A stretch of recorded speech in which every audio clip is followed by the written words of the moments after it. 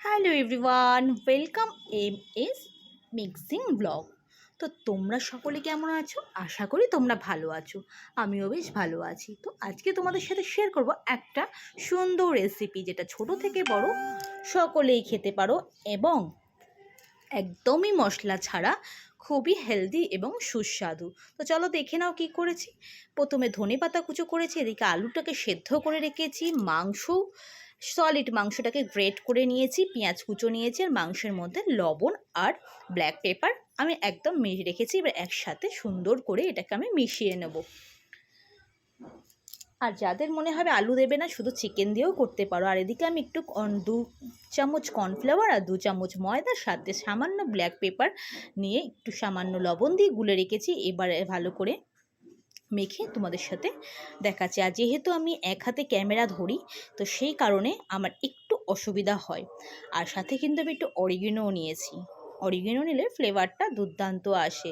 আর আমি এটা বিস্কুটের গুঁড়ো দিয়েই কোটটা করব। তো চলো একবারে ভালো করে তোমাদের সাথে দেখিয়ে দিই কিভাবে কি করলাম। দেখেছো, ভালো করে মাখিয়ে নিয়ে একদম ফিঙ্গারের আকার করে নিয়েছি। সুন্দর করে হাতে তেল মাখিয়ে সবসময় করবে, তাহলে হাতে লাগবে না।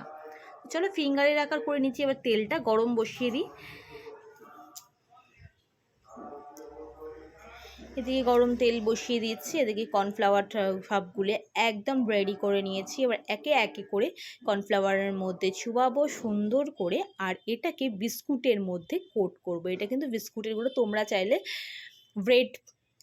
ব্রেড কামও নিতে পারো, কোনো সমস্যা নেই, বা কর্নফ্লাওয়ার নিতে পারো। কর্নফ্লাওয়ার দিয়েও আমি করেছি, কর্নফ্লাওয়ারটাকে গুঁড়ো করে তারপরে। তো একে একে সব এইভাবে আমি দিয়ে দেবো, আর সুন্দর মচমচে করে ভেজে তুলবাই। দেখো আমি কর্নফ্লাওয়ার দিয়েও করেছি। আমি দুরকমভাবেই তোমাদেরকে দেখালাম, আর দুভাবে করলেই ক্রিপসি খেতে হয়। তো আমার একদম রেডি হয়ে গেছে ফিঙ্গার। তো তোমরা এইভাবে ট্রাই করে দেখো। কোনো রকম কিন্তু মশলা দেওয়া ছিল না এর মধ্যে, আর খুবই সুস্বাদু হয়েছিল, যেটা করতে করতেই আমার অর্ধেক শেষ হয়ে গেছে। তো যাই হোক, দেখা হবে আবার নতুন নতুন ভিডিও নিয়ে। তোমরা অবশ্যই পাশে থেকো। নতুন বন্ধু হলে চ্যানেলটা সাবস্ক্রাইব করে দিও। এখনকার মতন টাটা।